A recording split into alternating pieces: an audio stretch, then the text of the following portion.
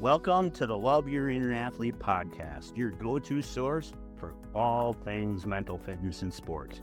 Whether you're an athlete, coach, parent, or professional, you will learn as you join us to dive into inspiring conversations with those who have worked to develop their mental fitness.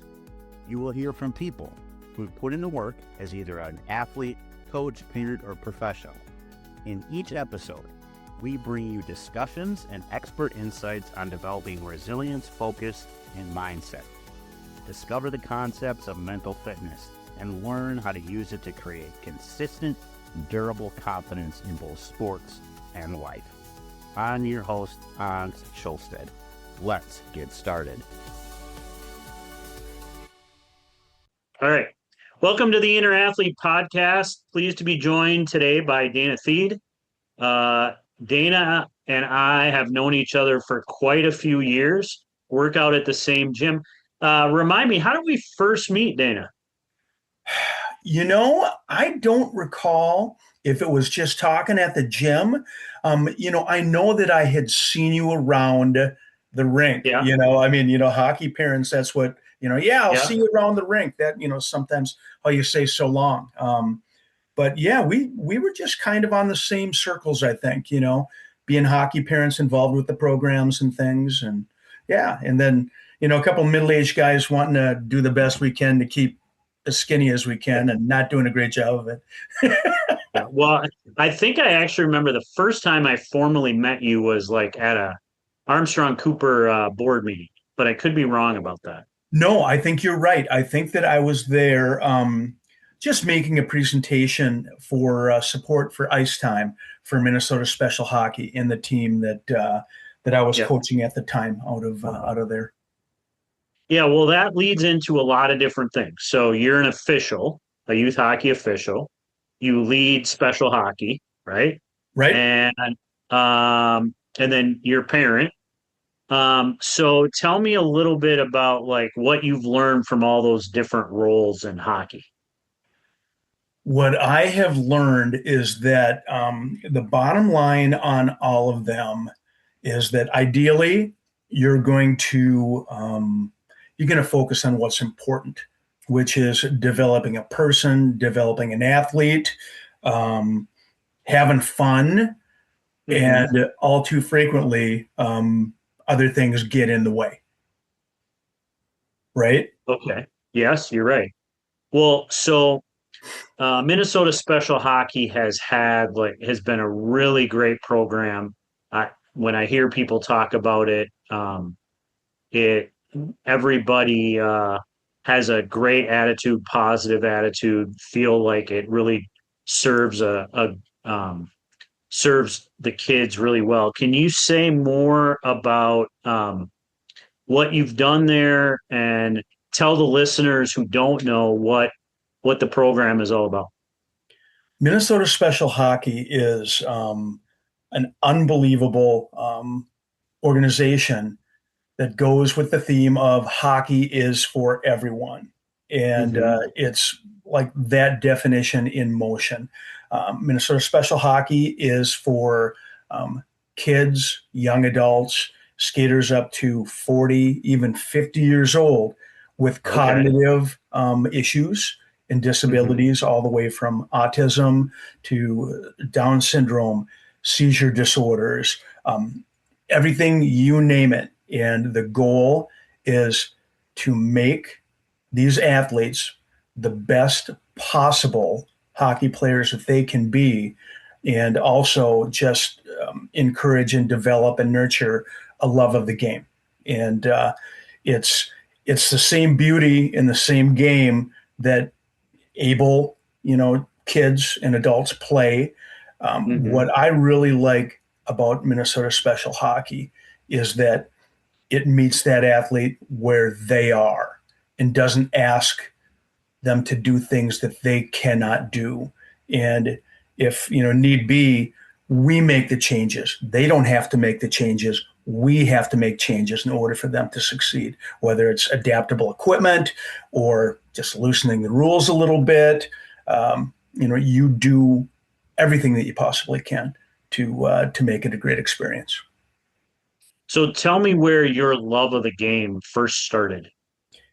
It it's super unconventional, Hans. My Okay. father grew up in a dirt poor wood town in northwestern Wisconsin, and hockey was something that they, would never even conceive of. He grew up hooping, playing baseball, um, and so when we moved into this neighborhood in New Hope, we were right on what they generously call a lake. Northwood, we grew up calling it Northwood Pond. Now the city calls it Northwood Lake, so they can jack our taxes up a little bit because it's lakefront, right? Um, but when we moved in, it became immediately apparent as the neighborhood grew. We were the first ones here, or one of the first ones here, um, that it was a hockey neighborhood. And my brother and I were kind of, among the sore thumbs who, played basketball and did other things. Although I did play out on the pond. I didn't play organized like a lot of my buds did. We played out on the pond. I learned to skate. All we had to do was walk down onto the pond. We had chairs down there. You throw the skates on. And at that time, New Hope had a speed skating club, and they would plow a lane all the way down around the island. So we'd go down, put our skates on, skate down to Northwood Park, and they had the warming house down there. And skating and pickup hockey was a social thing. I mean, all the dudes and the girls would go down there on a weekday night, and there'd be music playing, and the whole bay would be plowed, and you'd play pom pom, pull away, and do all these things. And so, skating and hockey was a minor part of my life. I shouldn't say minor because I went and saw my friends play all the time. They played outdoors down there. That was before New Hope Ice Arena was even around. Um, so, You're so kind of dating yourself. yeah, I know I got off Yeah. track a little bit, but I really got involved in hockey when my oldest was a mite. Uh-huh. And, I started out, those early Saturday and Sunday mornings walking with a cup of coffee and, sitting with the moms and doing whatever. And I just figured, fun talking to the moms, but I looked down there. I'm like, you know what? I'd rather be out there helping and whatever. So I asked one of the Mike directors, and so yeah, sure. So I threw in a pair of skates, started pushing some cones, got involved, at the grassroots level. Was really impressed at the job that Armstrong was doing at that time. And at that time, it was just Armstrong. It was before they merged with Cooper. Um, and through doing that, I spent a lot of time with guys who not only were great skaters and hockey players, but they had a great knowledge and a love and a reverence for the game. And you've worked with me. We've done enough stuff together to know that I'm a listener. And I like to sponge up and learn from people who are smart and people who are interesting and people who can teach me things. And I just became more and more fascinated with the game, how it worked, how it moved, the nuances of it, and how the tilt of the ice can change in just a moment. The fluidity of how the action goes and how it can just change on a dime. It just became kind of one of my overriding passions. Okay. Well, so speaking of being a listener and wanting to learn, you had me on your Sports Life blog several times when you worked at Care 11. Um, can you say a little bit more about what you learned those times I was on and why you asked me? Hans, I asked you because you have and excuse me to animal lovers, but my father had a saying, you have a different way of skinning the cat. And, Yeah. you look at it from a different way. You look at it through the performance lens, but also based on the fact and based on a structure of how sport, not just hockey, but sport should be for the participants, for parents who are nurturing them and trying to teach them a thing or two. Um, I like the way that you looked at um, the whole dynamic, because I think, having seen it from a number of perspectives myself, um, that's why sports is so amazing. There are so many different dynamics that play in terms of, who wins and loses, who are viewed as, good sports, who are valued team members and why. There's all kinds of things that figure in. And that's one of the reasons that I find sports just so fascinating and so much fun to be involved in. And yeah, you always left me with something to think about. Hmm. Well, that's a great compliment. Um, so you have seen a lot, and you have like a couple of different bird's eyes view that as an official or a referee or however you want to say it on players, cultures, teams, coaches. And how long have you been officiating hockey games? About 10 years. Okay. Yep, I So picked it tell up me, right after my eldest daughter graduated from high school. I found out that I missed the rink so much, and one of my assistant coaches for Minnesota Special Hockey, a great guy by the name of Brad Newell, had been reffing youth hockey with the Beltline Hockey Referees Association for years, and he talked me into it. He said, "Hey, come on, you got to join me." okay. So tell me one thing that you wish most parents understood about, or that you wish they understood about officiating or reffing. What's really interesting is that the game is a lot faster and a lot wider than it looks from the stands. Uh, that's one of the first things that dawned on me. You know how you watch the Minnesota State high school hockey tournament on television, and you know the athletes look, they look pretty fast. They look, I mean, yeah, sure, they're not the Wild. No, they're not the Gophers. Blah blah blah. You see them on ice level, and if you're in and around them, and they're flying past you, um, these young athletes are phenomenal. And, Mhm. I have coached, not coached, I've refereed, squirt A games, like a high level, squirt A game. Mhm. They're unbelievable. The best of that platform could beat a Pee Wee B1 team. We're talking about, young athletes that are 9 and 10 years old, and they Mhm. are so fast. We showed up to play beer league hockey one night, and we're watching one of those games, and my buddy says, "Yeah, the only way that we could beat these kids is if we beat them up, literally, just knock them down Mhm. every time they touch the puck, because they're so much better than us." So I would say, first off, the speed of the game and how hard it is to see everything. Okay.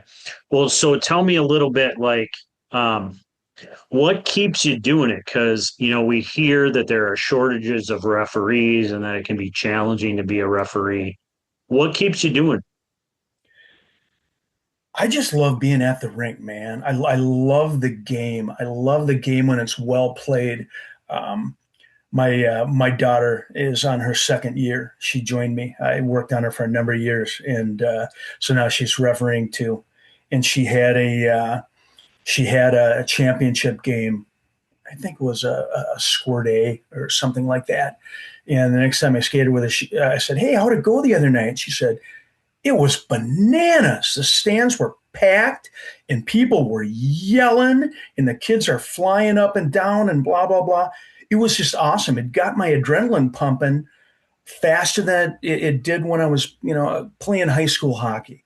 And I said, "Yeah, isn't that something? When you're out there and you're at your best and everyone Mhm. around you is just after it, it's adrenaline, it's fun, and it's what the game is all about when it's working." Yeah.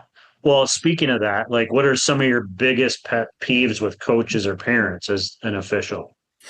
You know what's funny? With parents, I worry more about the kids getting in the car or getting in the truck and driving home after the game than what parents are yelling at me.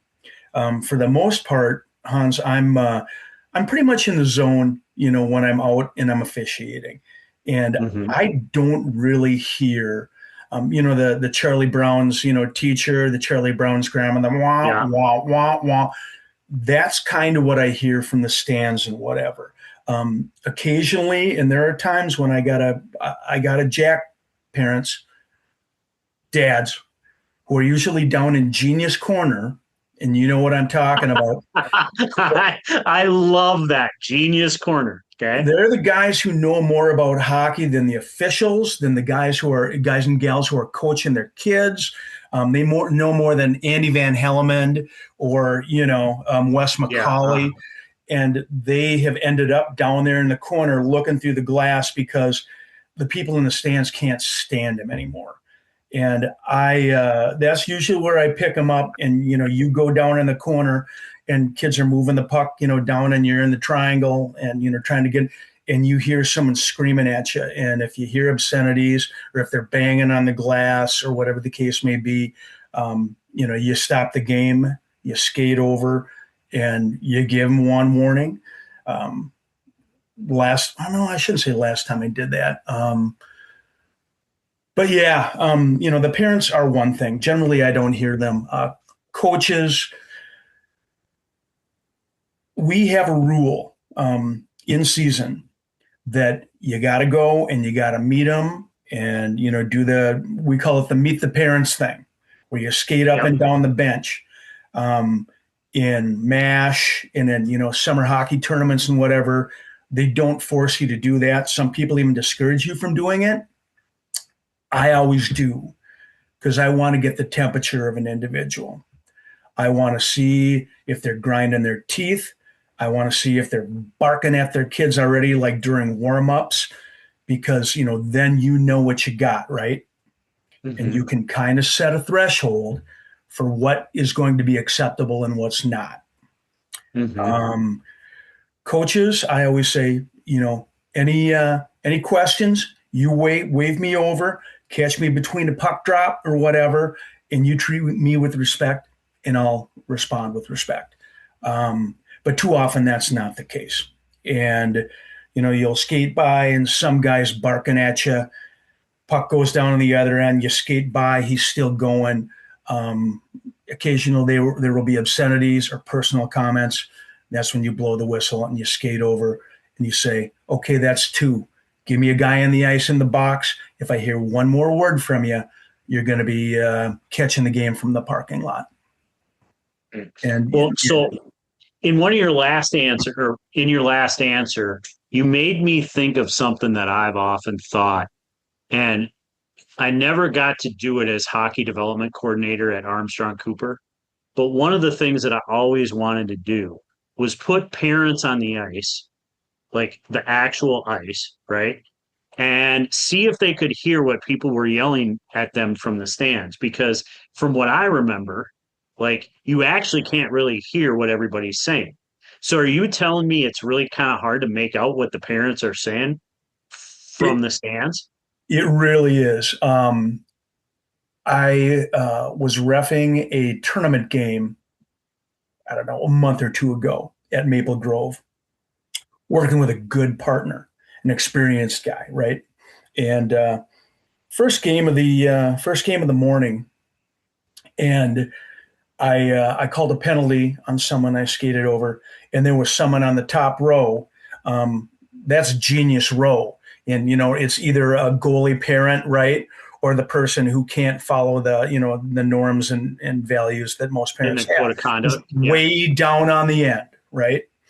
Um, and started yelling, and I couldn't really hear. And I'm getting ready to drop the puck, and my partner, he blows his whistle and he skates over and shouts over the glass, "Sir, if I hear anything more, we're going to be stopping the game, and it will not restart until you leave this rink." Mm. And he heard something, and I asked him, what the deal was, and he said, "Well," he goes, "he was complaining about your call, but most of it was the tone, the volume, and the aggressiveness, and it was unacceptable. And and I appreciated that a lot. Different people, it's like life. We all have different tolerances. I got pretty thick skin, and I'm not going to pay that a lot of mind. Well, so, and is that, I mean, I don't want to give people permission to yell at you, but I feel like what you're saying is like the tone, the intensity, and the way that the criticism is delivered has more, that's what you hear. It's not even necessarily, I mean, you could hear the words, but the tone and intensity and approach is probably the most likely thing that's going to get them tossed. Absolutely, and I think Hans, that's true both for spectators and for coaches. It's tone, it's volume, it's aggressiveness, and if someone is going to, ask me to explain a call, I always welcome that, because I tell them, and it's funny, you'll have coaches apologize to you after the game in the handshake line, and you're out there, and they'll come up and they'll say, hey, sorry that I had to da ba ba, and I say, you know what? If I can't explain a call to you, I shouldn't have made it, and I probably shouldn't be out here, right? Yeah. Yeah. So are you saying that refs are sometimes imperfect? Yeah, like I said, Yeah. it's amazing sometimes how good they are, especially when you get up and you're doing bantams, and Yeah. these kids can fly. They're big. And so not only are you trying to call a good game, Uh, you're trying to keep yourself in one piece because it can be very, very dangerous out there. hmm. Well, so tell me, do you feel like you've watched a lot of games? Do you feel like there's a correlation to how composed the coaches and parents are to how composed the kids are? 150%.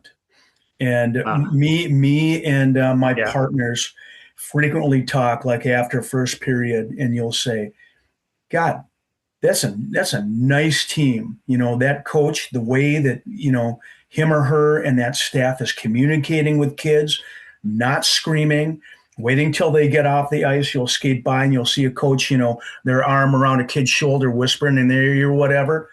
That's how a kid's going to remember, right? That's how they're going to remember coaching.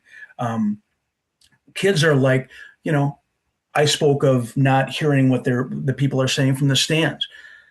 I think to a great extent, the same is true for skaters and coaches. They are trying so hard to remember where they're supposed to be, what they're supposed to do, what you worked on in practice on Thursday before Friday's game. That, if a coach is screaming at the top of his lungs, it's going to go in one ear and out the other, if it even goes in one ear to begin with. Okay. And Well, so, yeah. so kids on the ice absolutely positively reflect the attitude of their coaching staff, and a coaching staff that is level and thoughtful, respectful when they have questions about a call or about something that happened. Mhm. Their kids will be the same way. I love when a skater will come up and say, yeah, you didn't see this, but number five just two-handed me right across the back, coming up behind the play, and I saw him do that to my buddy too. So could you please keep an eye on him? I'm like, thank you, thanks for letting me Yeah. know that. It's all approach, right? It really is about approach. Where if a kid yaps, and the first thing they're doing after you ring them up for an obvious hook or a slash or whatever, and they start barking at you and whatever, and they're sneaking up on that unsportsmanlike, another two on top of two, you know where that's coming from. Mhm. Well, and do you feel like when can you sense that that's coming with a player or a coach? Mm-hmm.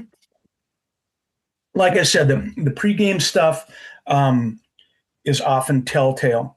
I had a coach who had a complete meltdown at a game up at the arena in Northeast because he didn't think that the other club, the home club, gave them the right amount of pucks. He thought they shorted him on pucks. Really? And this guy is screaming and yelling like he's a second grader.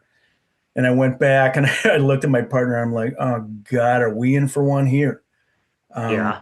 You know, Have you ever had it where a coach, I've seen this happen in games my son's been in. Have you ever had it where like you've told the coach you got to warn your fans and then they do it and it stops? I have not. I have had instances where I've told a coach, I want you to leave the bench, go down there to Genius Corner, grab your guy, and escort him out. And again, Hmm. clock doesn't start ticking until he is gone and you're back on the bench.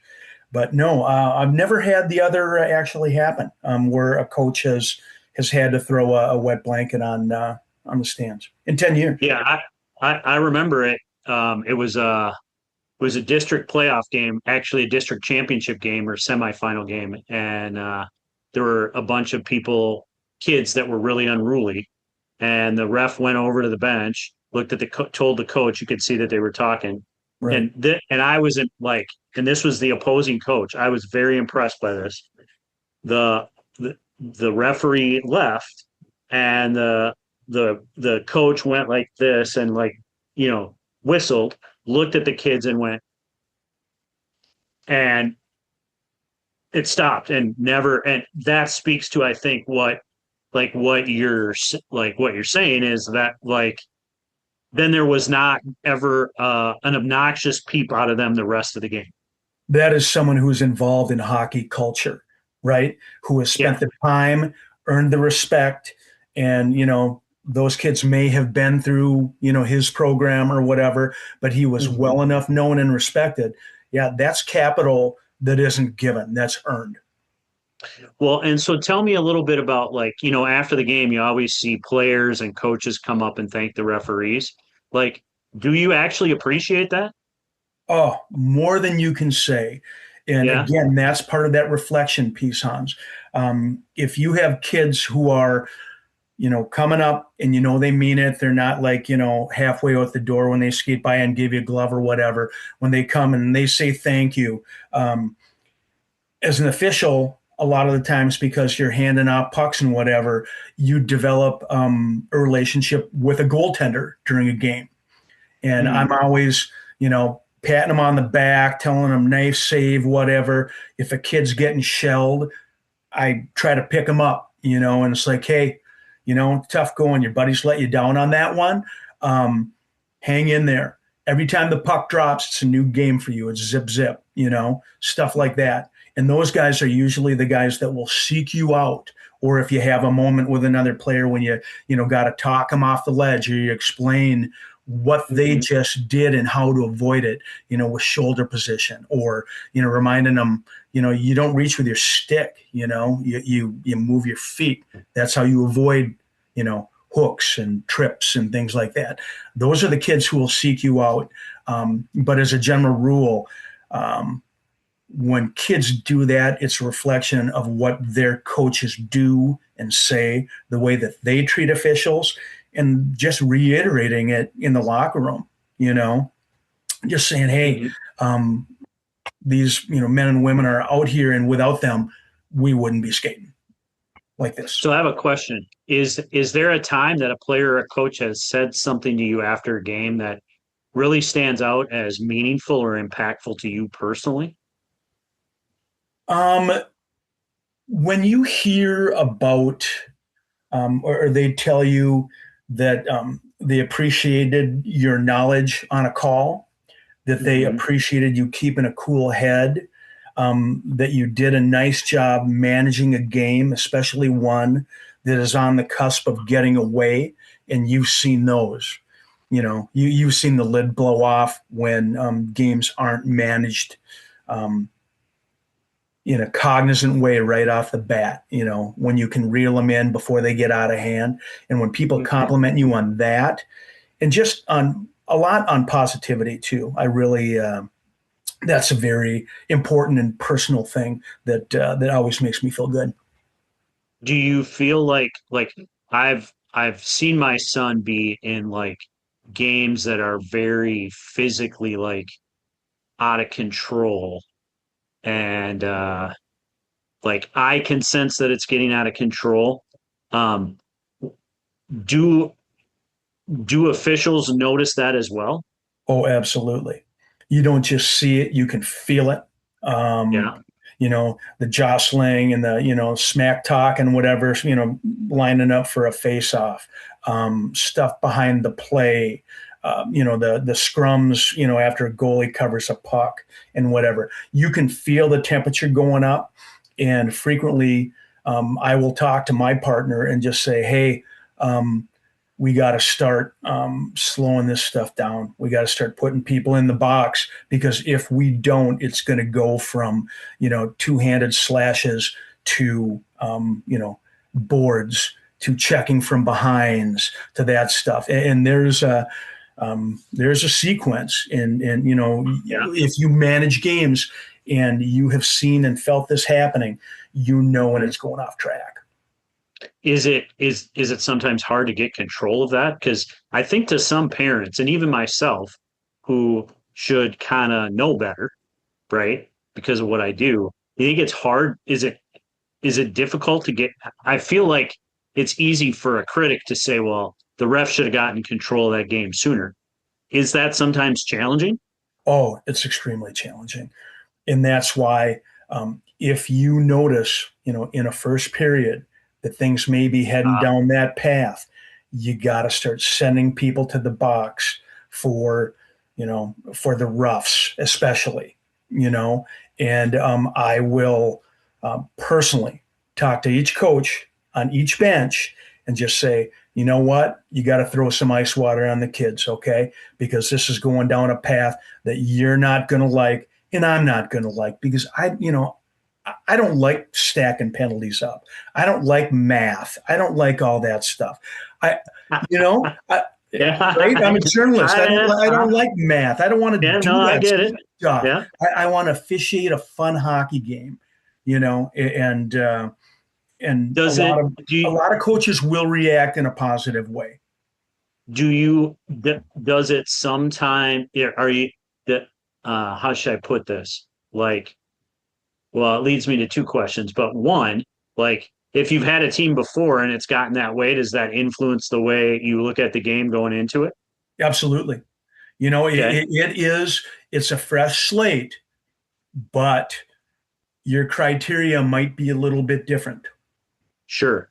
Well, and then is there actually such a thing as a makeup call, Dana?